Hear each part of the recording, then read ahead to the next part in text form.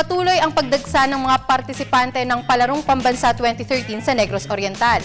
Sa katunayan, kulang 2 linggo bago ang opening rites ng taunang sports spectacle ay 3 regional delegations na ang nasa Dumaguete City. May report si Deza Fernandez ng Bulacan State University. Pinakamaagang dumating sa Dumaguete City ang mga atleta at opisyales ng Mimaropa, Autonomous Region in Muslim Mindanao at Central Visayas. Ayon kay Mimaropa Sports Chief Arlene De La Vega, Island Region ang kanilang lugar, kaya't minarapat nila na sa Dumaguete City na buuin ang kanilang delegasyon. Because of the geographical location of Mimaropa, we are in from the 5 islands.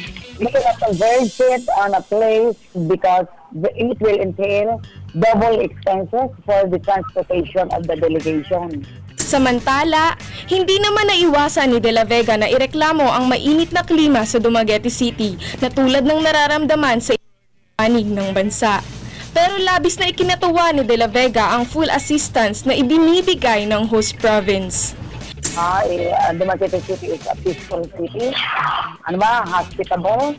The South City Elementary School, the teachers are always here with the principal. Hindi natin maiwasan ang mga kakulangan ay nabibigyan naman ng especially electric fans. Mainit, mainit na pagmamahal, mainit na atmosphere.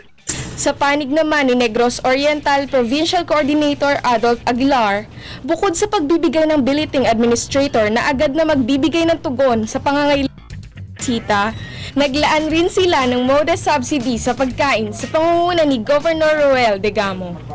Mga sleeping mats po na delivered naman ahead of time, mga shower rooms. So, to give priorities to those po dumating ng early po.